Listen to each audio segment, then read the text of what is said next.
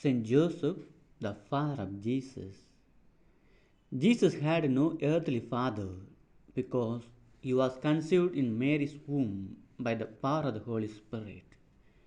The angel of God tells Mary, "You will conceive in your womb and bear a son. The Holy Spirit will come upon you, and the power of the Most High will overshadow you. Therefore, the child to be born will be holy. He will be called Son of God." Luke 1:31 and 35. But the angel of the Lord appears to Joseph in a dream and tells him, "Joseph, son of David, don't be afraid to take Mary as your wife, for the child conceived in her is from the Holy Spirit. She will bear a son, and you are to name him Jesus." Matthew 1:20 and 21. Joseph may be the foster father of Jesus, but only Joseph and Mary know this. For everyone else, Joseph is the father of Jesus. It is through Joseph that Jesus becomes the descendant of David. Joseph does all that a father should do for Jesus. He circumcises him and names him Jesus. Matthew 1:25. He is his legal father. When Jesus stays back in the temple at the age of 12, Mary and Joseph, missing him after a day, go in search of him and find him in the temple. Mary asks Jesus, "Child, why have you treated us like this? Look, your father and I have been searching for you in great anxiety." Luke 2:48. Mary herself calls Joseph the father of Jesus, and Jesus returned with them to Nazareth and was obedient to them. And Jesus increased in wisdom and in years and in divine and human favor. Luke 1:51. So Jesus behaves as an obedient son of his father Joseph. As Jesus starts his public life, he comes to preach in Nazareth, and people are amazed at his wisdom and ask themselves, "Is this not Joseph's son?" Luke 4:22. "Is not this the carpenter's son?" Matthew 13:55. So we know that Joseph was a carpenter and he must have taught Jesus his trade. We see from the Gospels that Joseph does all that the father of a family should do. He looks after Mary and Jesus and protects them. Of course, God plays a role in this. Joseph is directed through dreams and he follows the instruction he receives.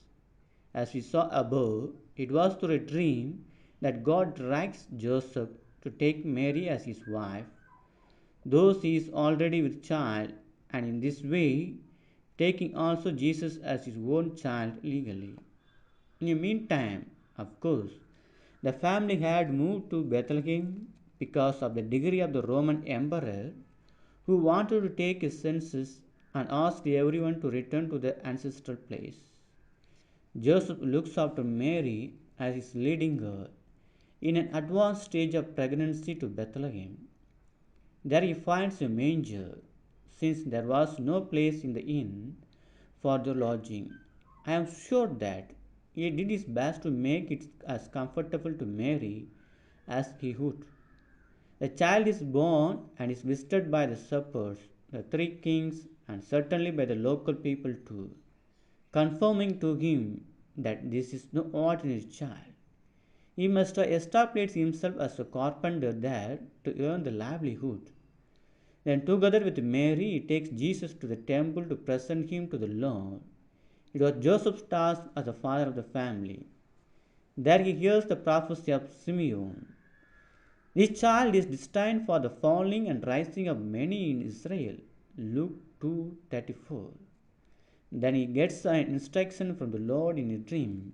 "Get up, take the child and his mother and flee to Egypt, and remain there till I tell you.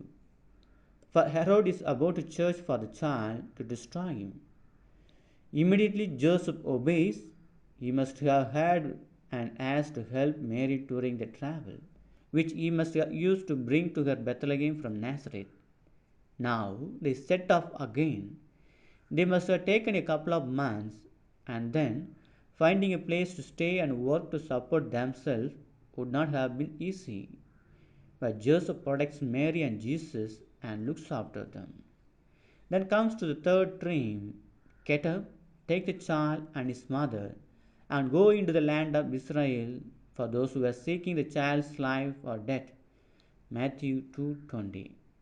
He returns to Palestine with mother and child, but after being warned in a dream, he does not return to Bethlehem in Judea, but back to Nazareth in Galilee. He continues his work as a carpenter and supports Mary and Jesus. The family visits the temple in Jerusalem regularly. When Jesus was 12 years of age, he stays back in the temple, making Mary and Joseph search for him and find him in the temple. When Mary protests, Jesus answers her, did you not know that I must be in my Father's house? Luke 2:49. Probably Joseph realizes that Jesus has another father to whom he owes his loyalty. The Gospels don't tell us when Joseph died, but he does not figure in the story of Jesus after this.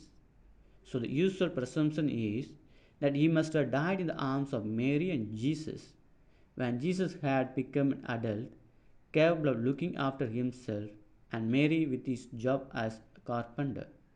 But till that time, Joseph was indeed Jesus' father, looking after him, protecting him, and watching him grow till he would look after himself.